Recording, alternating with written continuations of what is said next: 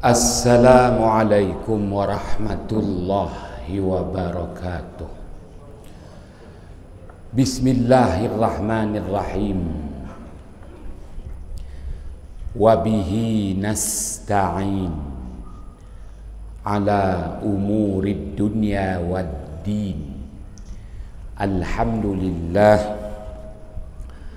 Wassalamun ala ibadihi allazina astafa. Amma ba'd. Sidang ahli jamaah yang dirahmati Allah. Pertamanya kita panjatkan kesyukuran kehadiran Allah Subhanahu wa ta'ala.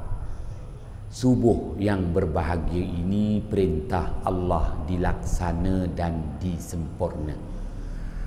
Sekali lagi diberi ruang dan kesempatan untuk kita manfaatkannya. Moga-moga dapatan perolehan kuliah subuh ini nanti jadilah jua hendaknya sebagai pedoman hidup di dunia. Mana-mana yang boleh diamalkan, moga-moga jadilah jua hendaknya sebagai bekalan untuk kehidupan yang kekal abadi, kehidupan di akhirat sana.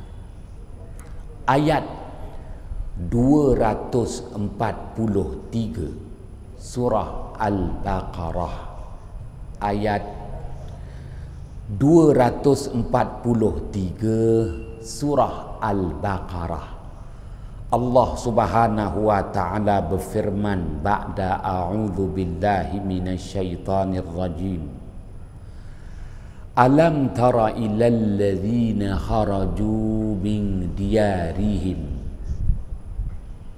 wahum ulufun hadharal maut faqala lahumullahu mutu summa ahyahum ila akhiril ayah.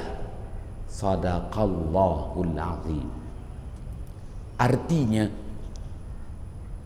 tidakkah kamu perhatikan orang-orang yang melarikan diri keluar daripada penempatan rumah kediaman masing-masing, walhal mereka yang melarikan diri demi menyelamatkan nyawa mereka itu ribuan manusia, kerana mereka itu takutkan mati. Maka Allah Subhanahu wa ta'ala memberi peringatan kepada mereka, matilah kamu, matilah kamu. Setelah mereka itu dimatikan, Allah Subhanahu wa ta'ala jualah yang menghidupkan mereka itu buat seketika di muka bumi, memberi peringatan kepada anak cucu cicit mereka agar menginsafi wabak-wabak penyakit yang membunuh akan berulang lagi. Sidang ahli jamaah yang dirahmati Allah, ayat 243 surah Al-Baqarah, Allah Subhanahu wa ta'ala dedahkan kepada kita umat akhir zaman, umat Muhammad sallallahu alaihi wasallam, perihal sejarah bangsa Yahudi Bani Israel, bahawa bangsa Yahudi Bani Israel Allah timpakan malapetaka, mara bahaya, wabak penyakit yang berjangkit merebak tak terkawal, membunuh ribuan manusia. Sidang ahli jamaah yang dirahmati Allah, Asy-Syaikh Al-Imam Fakhruddin Ar-Razi wafat pada tahun 606 Hijrah, dah wafat 800 tahun lalu. menulis dalam kitab tafsirnya Mafatihul Ghaib, mengemukakan ayat 243 surah Al-Baqarah daripada Abdullah ibnu Abbas radhiyallahu anhuma. Bangsa Yahudi Bani Israel, Allah Subhanahu wa taala timpakan wabak penyakit yang berjangkit, merebak, tak terkawal, membunuh ribuan umat manusia. Wal-i'azubillah. Sidang ahli jamaah yang dirahmati Allah, Allah Subhanahu wa taala nyatakan betapa bangsa Yahudi Bani Israel ini cuba menyelamatkan diri. Sebahagian besar daripada penduduk bangsa Yahudi Bani Israel apabila mendapati tanda-tanda wabak penyakit yang membunuh tak terkawal, maka mereka membuat keputusan untuk segera meninggalkan penempatan kediaman mereka, keluar menyelamatkan diri, menjadi pelarian. Sememangnya tidak ada manusia yang berani berhadapan dengan kematian. Sidang ahli jamaah yang dirahmati Allah, riwayat Abdullah ibnu Abbas menyatakan 1/3 daripada bangsa Yahudi Bani Israel pada saat detik zaman itu terkorban ribuan.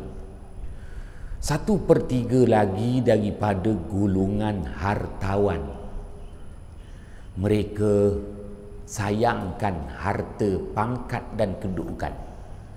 Mereka takkan meninggalkan penempatan rumah kediaman yang telah mereka bina.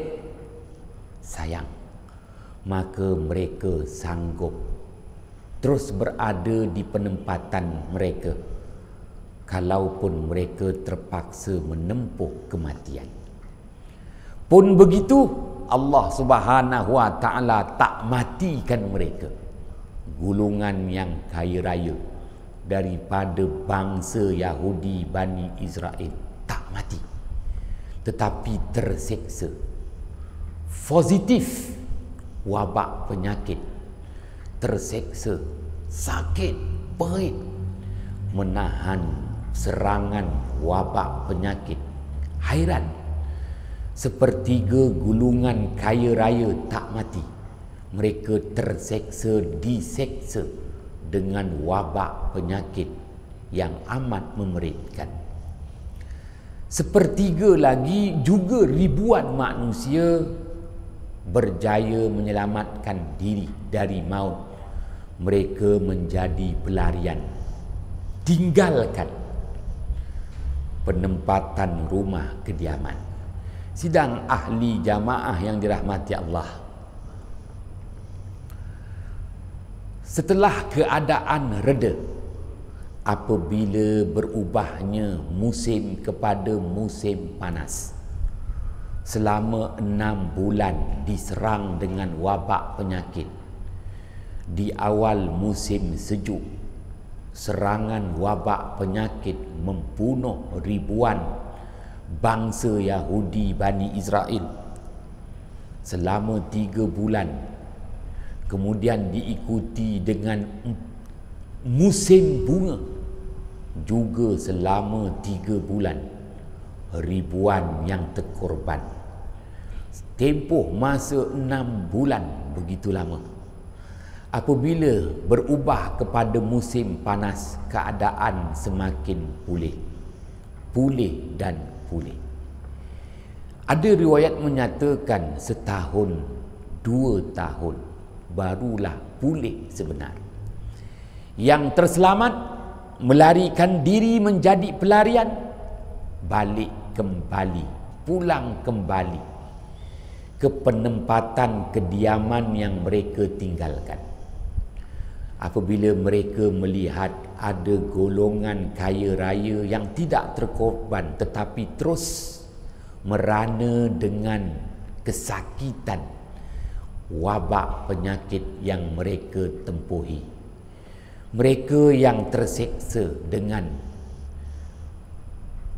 mengidap wabak-wabak penyakit dari gulungan hartawan, memberitahu kiranya berlaku sekali lagi wabak penyakit menyerang, kami akan bersama dengan kamu sekalian.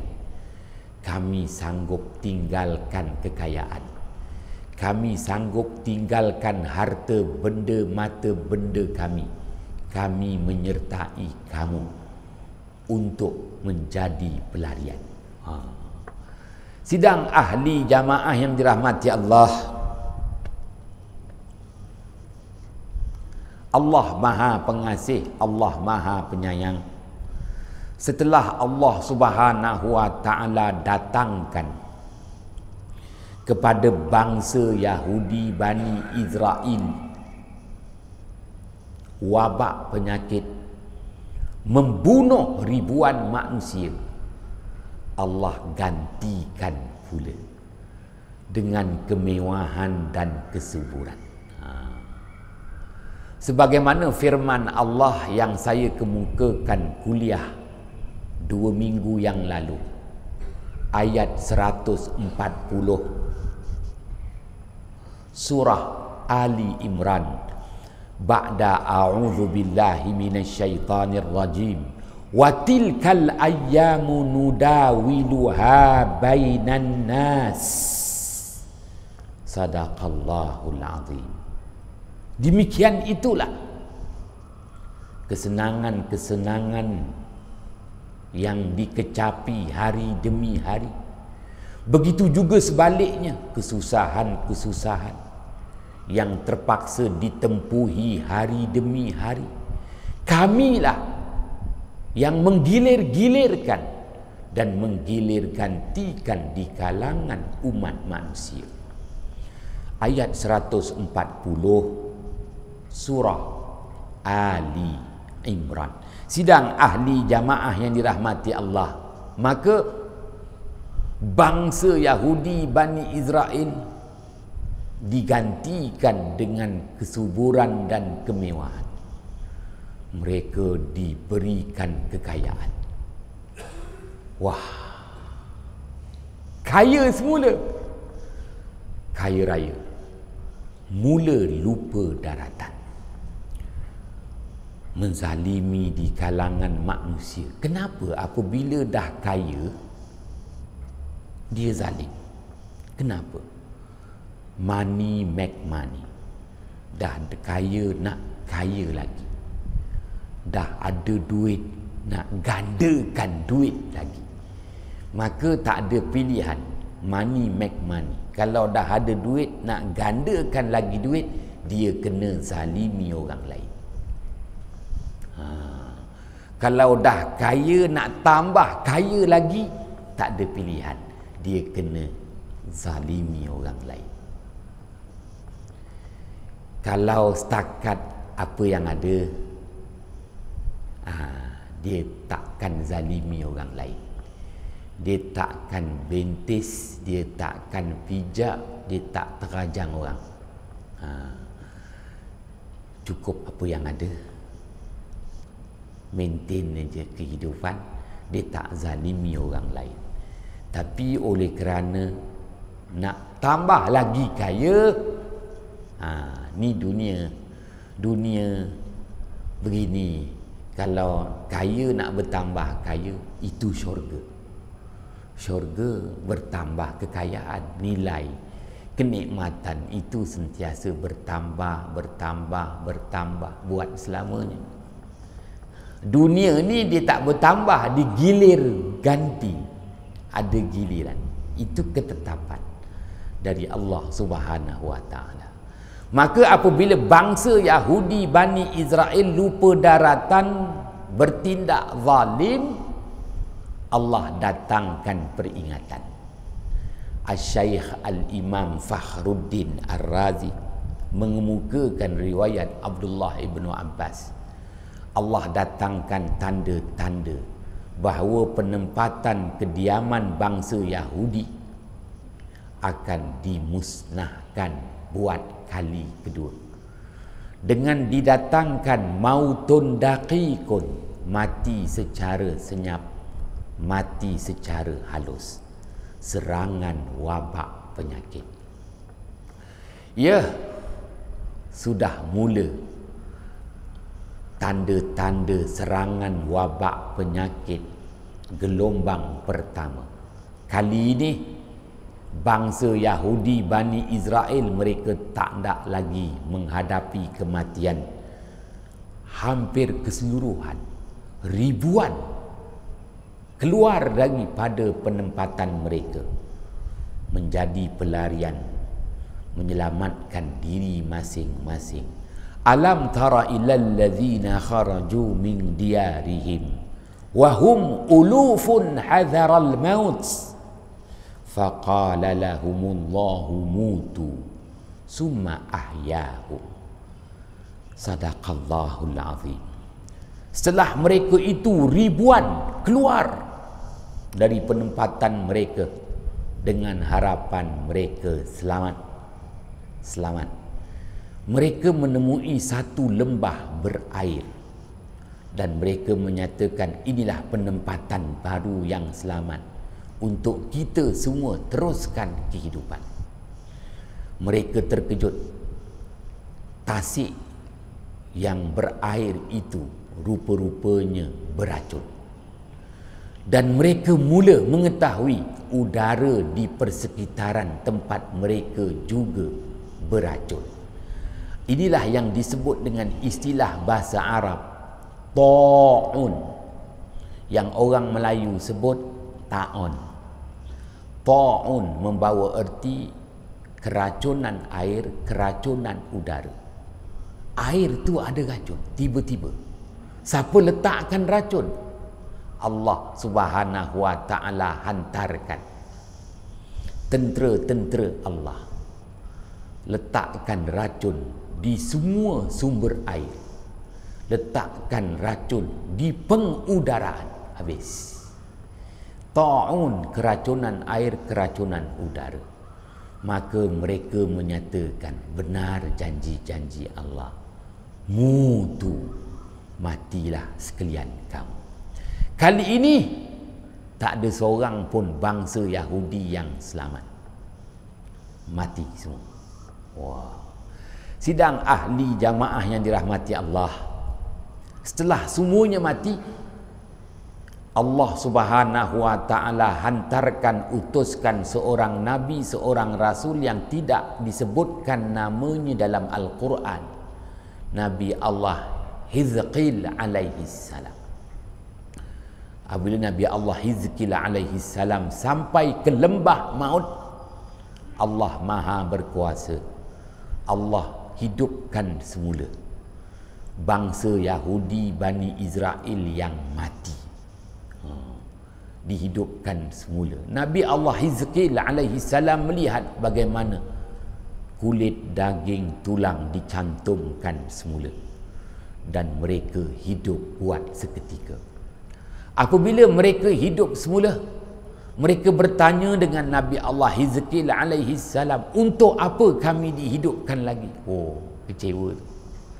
Maka Nabi Allah Hizqil alaihi salam menjawab, untuk kamu memberitahu kepada anak cucu cicit kamu, bangsa Yahudi Bani Israel, peringatan Allah akan berulang-ulang.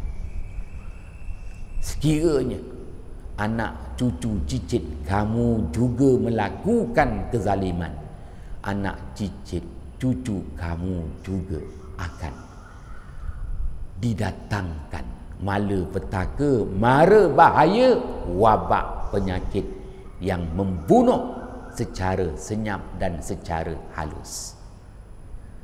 maka mereka itu pun mengingatkan anak cucu cicit mereka dan mereka mati semula. Ingatkan anak cucu cicit, jangan terjal, jangan zalimi. Allah ulangkan kembali wabak penyakit merebak, berjangkit dan membunuh. Sidang ahli jamaah yang dirahmati Allah, Al-Syaikh Al-Imam Al-Alusi dah wafat 200 tahun yang lalu.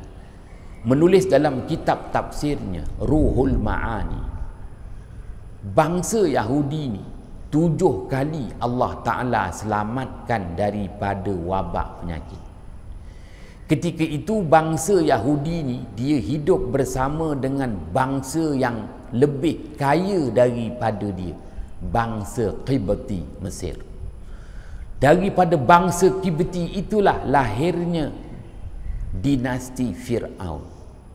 Dinasti Fir'aun ni bukan 62 tahun. Dinasti Fir'aun ni ribuan tahun. Fir'aun tu bukan seorang, ratusan orang Fir'aun tu. Dan Allah tinggalkan bukti-bukti sejarahnya. Sebab itu apabila pengkaji sejarah daripada Spanyol, pengkaji sejarah daripada Prancis,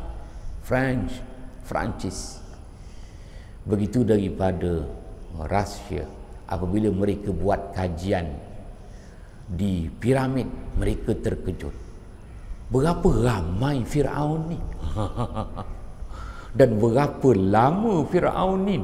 Lama dinasti dia. Dia seperti dinasti Shi Huangdi sebelum Masihi. Shi Huangdi, generasi dia je 2000 tahun sebelum Masihi. Shi Huangdi dialah yang membina tembok besar China sejauh 6,000 kilometer. 6,000 kilometer. Nak bina kereta api elektrik landasan daripada Gemas ke JB dah 2 tahun tak siap-siap dah.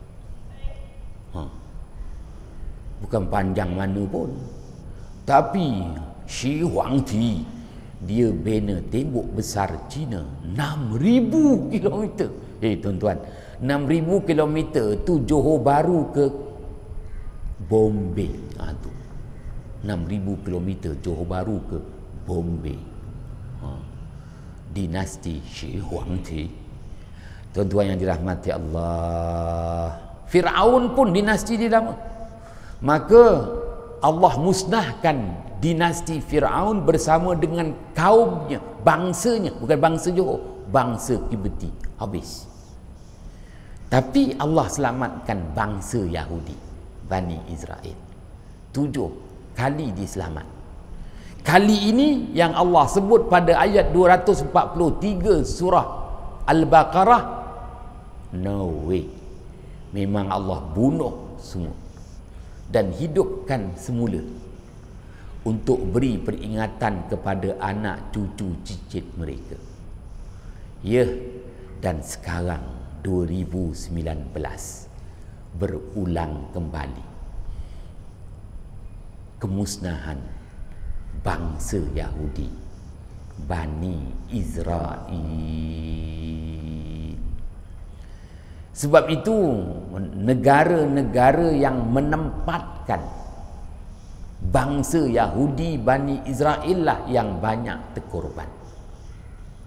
Tuan-tuan yang dirahmati Allah, ya, USA, United States of America, tengok bilangan yang terkorban. Italy juga ramai bangsa Yahudi, Bani Israel. Berapa yang terkorban? Spain, berapa ramai yang terkorban? United Kingdom juga ramai menempatkan bangsa Yahudi, Bani Israel. Betapa ramai terkorban. Kini Rusia juga ramai bangsa Yahudi, Bani Israel Orthodox terkorban. Yang tak berapa ramai Wagiman, Wagiran, Wagimen, Wagino, seberang pak, seberang. Mereka lebih sanggup terkorban dengan COVID-19 daripada mati kebuluran. Susah. Indonesia sukar untuk melaksanakan PKP.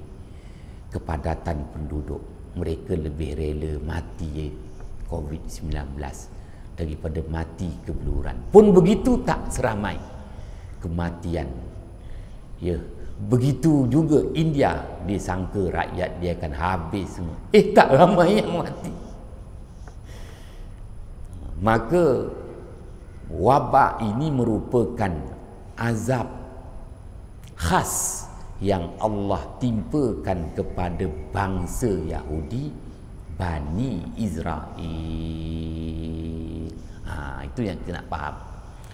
Moral of story hari ini ialah wabak itu merupakan azab di dunia yang Allah timpakan khas kepada bangsa Yahudi, Bani Israel.